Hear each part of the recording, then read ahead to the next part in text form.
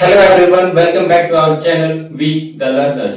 Today we will do a very beautiful and an interesting poem from class 10th and the name of the poem is The Trees by Adrian Rich. ये जो poem है इसकी बहुत सारी interpretation हमें देखने को मिलती हैं, लेकिन हम पोएम को एनालाइज करेंगे जो हमारी पोएटेस है एड्रियन रिच, उनकी थिंकिंग को ध्यान में रखते हुए कि उनकी क्या विचारधारा होती थी, किस तरीके का वो लेखन कार्य करती हैं। सो जान लेते हैं पोएटेस के बारे में। Adrienne Rich, she was born in the USA in 1929 and she is the author of nearly 20 volumes of poetry and has been called a radical and a feminist poet. ये जो लास्ट की line है कि उनको क्या बोला गया है, एक फेमिनिस्ट और रेडिकल पोएट बोला गया है। फेमिनिस्ट का मतलब होता है नारीवादी और रेडिकल का मतलब होता है क्रांतिकारी।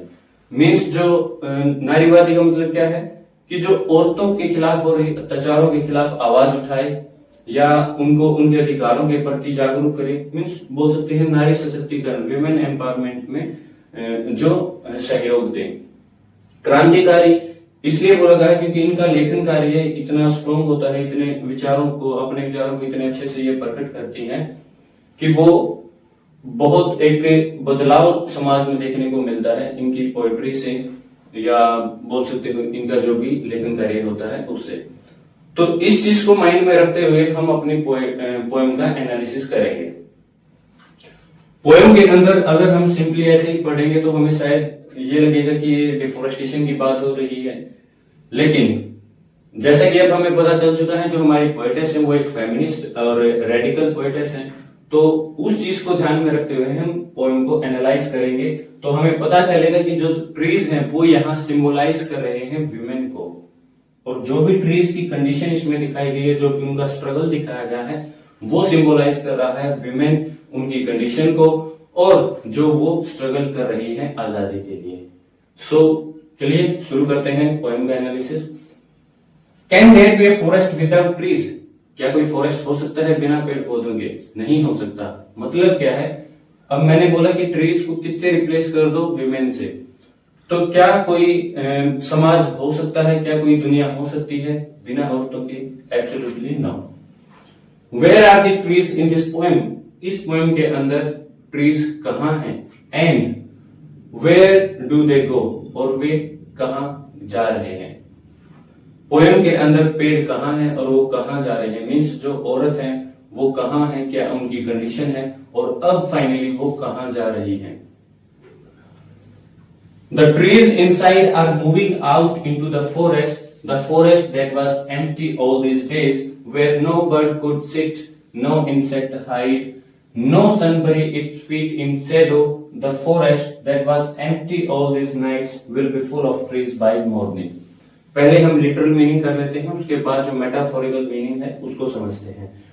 द ट्रीज इनसाइड, जो पेड़ अंदर की ओर हैं, दे आर मूविंग आउट, अब वो बाहर जा रहे हैं फॉरेस्ट की ओर। कैसे फॉरेस्ट की ओर? जो इतने दिनों से खाली पड़ा था। अब फॉरेस्ट खाली था तो वहां पर कोई बर्ड ना बैठ सकता था, ना कोई इंसेक्ट वहां छुप सकता था, और ना ही जो सूर्य की किरणें हैं वो शैडो को मतलब शैडो उनको रोक पा रही थी। मीन्स वो शैडो के नीचे दब पा रही थी। बुरी का मतलब होता है हाइड या दबना, किसी को दफनाना या हाइड होना। तो जो सूर्य की किरणें हैं वो भी बिना शैडो के, अब पेड़ नहीं है तो वहां छाया भी नहीं होगी, तो बिना छाया के वो भी अपने आप को छुपा नहीं पा रही है।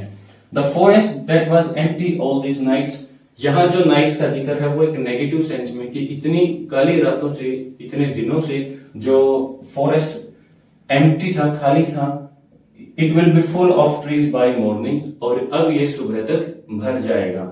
ये तो था इसका लिटरल मीनिंग। अब मेटाफोरिकल मीनिंग क्या है? जो महिलाएं हैं अब फाइनली वो घर से बाहर आ रही हैं। पहले के जमाने में ऐसा ही होता था कि महिलाओं को घर के अंदर कैद करके रखा जाता था कि महिलाएं सिर्फ, ये तो बहुत सारे रिस्ट्रिक्शंस होते थे कि उनको ये माना जाता था कि वो सिर्फ घर के काम के लिए हैं, उनको घर का ही काम करना है, बाहर समाज में उनको नहीं जाना है, अपने आप को कम्प्लीटली कवर्ड करके रखना है, ये वो बहुत सारी रेस्ट्रिक्शंस थी। तो फाइनली जो है ना, वो जितनी भी उन पे रेस्ट्रिक्शंस थी उनको तोड़ के अब वो फाइनली बाहर आ रही हैं फॉरेस्ट, यानी कि दुनिया में, समाज में फाइनली अब वो आगे आ रही हैं। The forest that was empty all these days, और ये जो फॉरेस्ट है मीन्स ये जो समाज है, ये जो दुनिया है, उनके बगैर इतने दिनों से ये खाली पड़ा हुआ था। अब जिस तरीके से फॉरेस्ट में जब ट्रीज नहीं थे तो ये बहुत सारी चीजें मिसिंग थी। अब जो ट्रीज हैं वो क्या करते हैं, बहुत सारी चीजों को शेल्टर भी प्रोवाइड करते हैं, रीजनरेशन को भी ये दिखाते हैं, शेल्टर को दिखाते हैं, एक चार्म को दिखाते हैं, एक ब्यूटी को दिखाते हैं। तो ये सारी की सारी कैरेक्टरिस्टिक्स जो है विमेन के अंदर भी होती हैं। तो ये इतनी सारी कैरेक्टरिस्टिक्स, ये सारी चीजें जो हमारे वर्ल्ड से मिसिंग थी।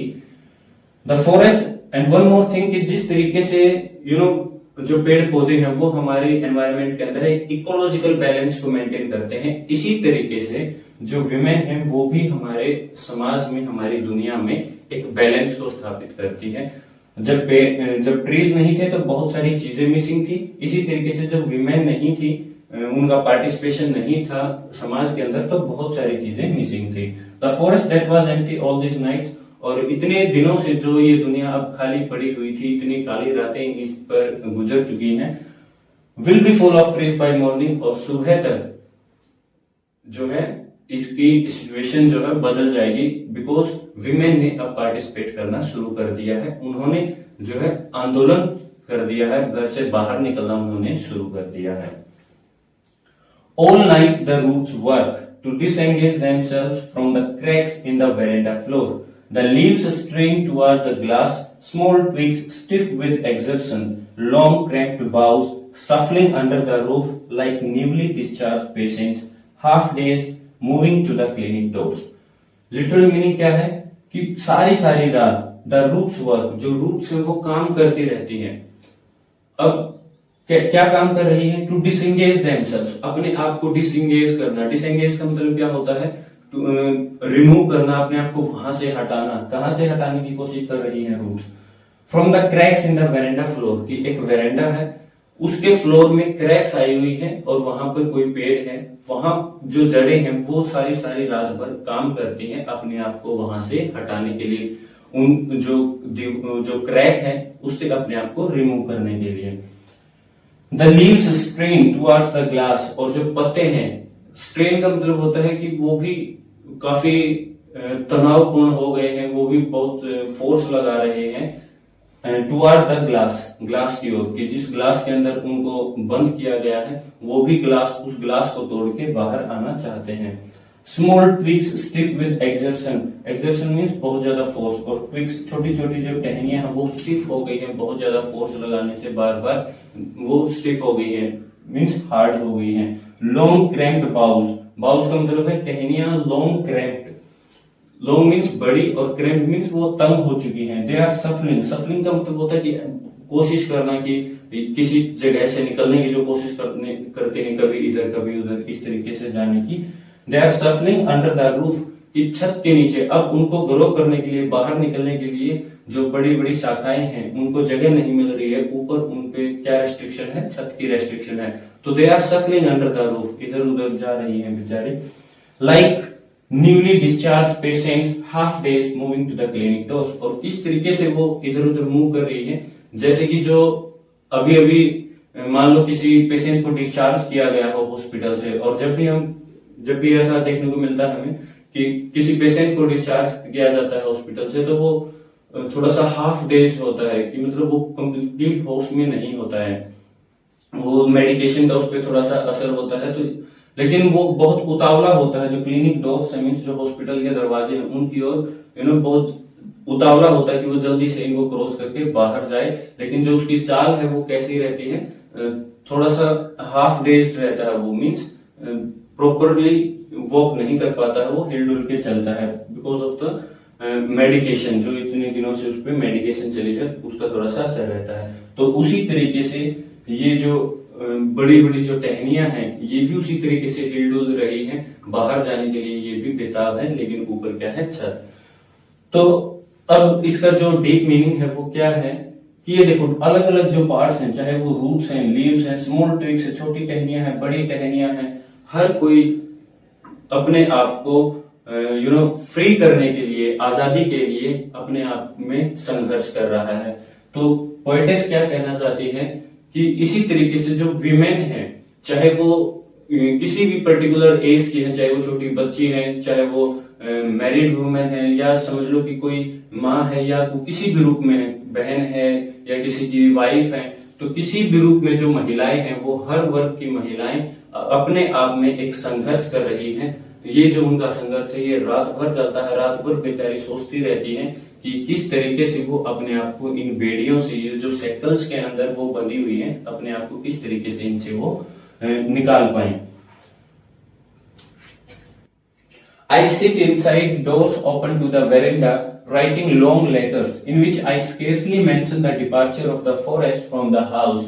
The night is fresh, the whole moon shines in a sky still open. The smell of leaves and lichen still reaches like a voice into the rooms.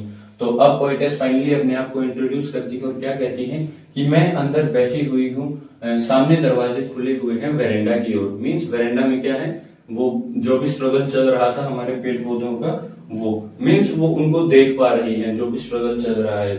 और आई सिट इनसाइड, तो इसे हम ये भी थोड़ा अंदाजा लगा सकते हैं कि कहीं ना कहीं जो पोएटेस है वो भी इस चीज से अफेक्टेड है, जो भी रेस्ट्रिक्शंस है उनसे वो भी अफेक्टेड है, इसलिए वो क्या है, वो भी अंदर बैठी है। राइटिंग लॉन्ग लेटर्स, वो बड़े बड़े लेटर्स लिख रही है, मीन्स वो राइटिंग के जरिए, लेखन कार्य के जरिए अपना योगदान जो है इस आंदोलन में दे रही है। In which I scarcely mention the departure of the forest from the house, और जो मैं ये बड़े बड़े जो लेटर्स लिख रही हूँ इनमें मैं शायद ही जो फॉरेस्ट का डिपार्चर है, डिपार्चर का मतलब कहीं से जाना, तो फॉरेस्ट का जो डिपार्चर है घर से, मैं शायद ही इस चीज को मेंशन करूं। उन्होंने ऐसा क्यों बोला है कि शायद ही मैं जो डिपार्चर है फॉरेस्ट का घर से, मैं शायद ही इस चीज को मेंशन करूं, क्योंकि वो सारी चीजें वो आराम से देख पा रही हैं। उनको अब पता लग रहा है कि जो वेरेंडा के अंदर है, जो एक बगावत शुरू कर दी है, एक आंदोलन शुरू कर दिया है, एक संघर्ष शुरू हो चुका है और फाइनली वो विजिबल होगा, इसलिए वो ज्यादा इनके बारे में मेंशन नहीं करती हैं। The night is fresh, the whole moon shines in a sky still open, the smell of leaves and lichen still reaches like a voice into the rooms. वो क्या कहती हैं, द नाइट इज फ्रेश, कि finally जैसे first standard में night को एक negative sense में यूज किया गया था, यहाँ जो है अब एक पॉजिटिव सेंस में यूज किया गया कि finally the night is no longer dark, कि अब जो है रात काली नहीं है, अब वो फ्रेश हो चुकी है। द होल मून साइंस, जो फुल मून है अब वो चमक रहा है, इन स्काई स्टिल ओपन, एक खुले आसमान में जो अब भी खुला हुआ है। मीन्स कि अब जो है दिन बदल रहे हैं, दिन ही नहीं रात भी बदल रही है, कि जिस काली रात में वो बेचारी सारा ये स्ट्रगल कर रही है, अब जो है ना वो रात बदल रही है। अब वो कैसी हो गई है, वो चांदनी रात हो गई है, फुल ऑफ मून मीन्स, और इन स्काई स्टिल ओपन, की उसमें बहुत सारी अपॉर्चुनिटीज जो है, सक्सेस जो है वो लेडीज के लिए, वो महिलाओं के लिए जो है ना वो वेट कर रही है, कि नाइट अब फ्रेश हो चुकी है, उनके लिए बहुत सारी खुला आसमान उनको पुकार रहा है, नाइट बदल चुकी है, मीन्स अब दिन बदलने वाले हैं। The smell of leaves and lichen still reaches like a voice into the rooms, और उन कमरों में, जिन कमरों में महिलाओं को कैद किया गया है, अब भी वहां तक एक आवाज जा रही है लीव्स और लाइकन की। लीव्स क्या है, जो संघर्ष कर रहे हैं, जो वॉलंटियर महिलाएं हैं, जो अभी बाहर आ चुकी हैं, जो समाज में अब आ चुकी हैं, वो कुछ कर रही हैं, वो अब उनको मोटिवेट कर रही है कि तुम भी बाहर आओ, तो उनकी एक आवाज उनको पुकार रही है। My head is full of whispers which tomorrow will be silent. अब पोएटेस क्या कहती है कि मेरा जो सिर है उसमें बहुत सारी फुसफुसाने की आवाजें जो है वो उनसे भर गया है, बहुत सारे सजेशंस हैं कि ये होगा वो होगा। ऐसा क्यों है, क्योंकि देखिए जब भी कोई चेंज सोसाइटी के अंदर आता है तो वो इतना आसान नहीं होता, तो कहीं ना कहीं एक डर भी होता है महिलाओं के अंदर कि उसने ये कर दिया है कि शायद मैं ऐसा कर पाऊं या नहीं कर पाऊं। तो बहुत सारी ये जो फुसफुसाहट है कि ऐसा करना चाहिए या नहीं करना चाहिए, क्या होगा, कौन क्या कहेगा, तो बहुत सारी जो क्वेश्चंस है, फुसफुसाने की जो आवाजें हैं महिलाओं में जो कैद हैं, उनकी आवाजें अब फाइनली कहां तक जा रही हैं, हमारी पोएटेस के हेड तक। वो उनको सुन रही है, उनको फुसफुसाते हुए सुन रही है, लेकिन वो क्या कहती है, विच टुमारो विल बी साइलेंट। और ये जो सारी आवाजें हैं, ये जो उनके सारे कंफ्यूजन है, ये कल खत्म हो जाएंगे। लिसन, सुनो, the glass is breaking. Finally जो पोएटेस है वो क्या कहती है, द ग्लास, ग्लास का मतलब है कि एक ऐसी ट्रांसपेरेंट दीवार जो जिसके अंदर औरतों को बांध के रखा गया था, जिस दीवार को वो लांघ नहीं सकती थी, फाइनली वो दीवार अब टूट रही है। The trees are stumbling forward into the night. Winds rush to meet them. जो ट्रीज हैं, फाइनली जो औरतें हैं, महिलाएं हैं, they are stumbling forward. Stumbling forward का मतलब होता है कि बहुत जल्दबाजी में आगे की ओर झुकना। दे आर स्टम्बलिंग फॉरवर्ड, वो जल्दबाजी से बाहर अब आ रही हैं इनटू द नाइट। और इस नाइट में जो इतनी फ्रेश नाइट है, अब फाइनली वीमेन जो है एक उस दीवार को, जिस दीवार के अंदर उनको कैद किया गया था, फाइनली अब वो सारे बंधनों को, उन सारी बेड़ियों को तोड़ के वो आगे आ रही है। स्टम्बलिंग फॉरवर्ड मीन्स जल्दबाजी में बहुत सारे, एक मैसिव आंदोलन जो है ये हो रहा है। Winds rush to meet them, और जो एक फ्रीडम ऑफ एयर है वो फाइनली उनको मिलने के लिए आ रही है, वो उनकी ओर दौड़ रही है। The moon is broken like a mirror, its pieces flash now in the crown of the tallest okay.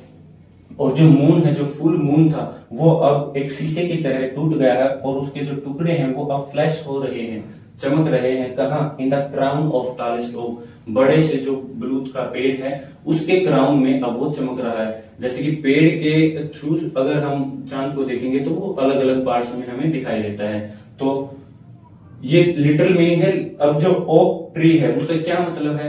ये दिखाता है एंथुजियाज्म को, स्ट्रेंथ को, एक बड़ी कामयाबी को, क्योंकि ये बहुत बड़ा होता है। तो पोएटेस का मतलब क्या है, जो मेटाफोरिकल मीनिंग है वो क्या कहना चाहती है कि जिन औरतों ने एक ओक ट्री की तरह स्ट्रेंथ से, अपने एंथुजियाज्म से एक ऊंचाई को हासिल कर लिया है, खुले आसमान में वो उन्होंने कामयाबी को हासिल कर लिया है, अब उन्होंने जो सक्सेस होती है, सक्सेस हम सबको पता है इतना इजीली नहीं मिलती, उसको गुरूर होता है सक्सेस को कि मुझे इतना इजीली कोई नहीं पा सकता।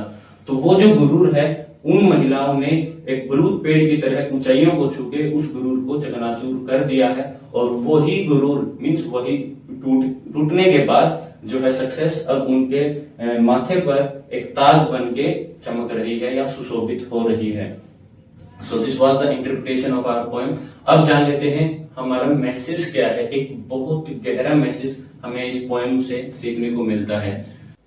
सो पोएम को पढ़ने के बाद हमें पता चलता है कि किस तरीके से एक लंबे संघर्ष के बाद महिलाएं फाइनली अपने आप को एस्टेब्लिश कर पाई समाज के अंदर। आज महिलाएं जिस भी मुकाम पर है वहां तक पहुंचना उनके लिए इतना आसान नहीं रहा है। ये उनका सफर चुनौतियों से भरा हुआ रहा है। उनको एक लंबी लड़ाई लड़नी पड़ी है समाज की पुरानी सोच के साथ। कल्पना चावला, मैरी कॉम, सरोजिनी नायडू, लता मंगेशकर, प्रियंका चोपड़ा, निर्मला सीतारमण आदि ऐसे हजारों लाखों उदाहरण हैं उन महिलाओं के जिन्होंने समाज की बेड़ियों को तोड़कर अपना लोहा मनवाया है और अपने योगदान से देश को, समाज को अलग ऊंचाइयों तक पहुंचाया है। इतना ही नहीं, आप किसी भी फील्ड का उदाहरण ले लीजिए, सिंगिंग, डांसिंग, एक्टिंग, टीचिंग, कोई भी फील्ड आप ले लीजिए, हर फील्ड में महिलाएं बढ़ चढ़कर भाग ले रही हैं और देश का नाम रोशन कर रही हैं। इतना ही नहीं, आज महिलाएं देश की कमान को भी बखूबी संभाल रही हैं। उदाहरण के लिए हमारी राष्ट्रपति श्रीमती द्रौपदी मुर्मू जी। सो इसीलिए हम कह सकते हैं कि जिस तरीके से जो फॉरेस्ट है वो पेड़ों के बिना अधूरा है, उसी तरीके से हमारा समाज, हमारा देश और ये दुनिया महिलाओं और उनके योगदान के बिना अधूरा है। Thank you.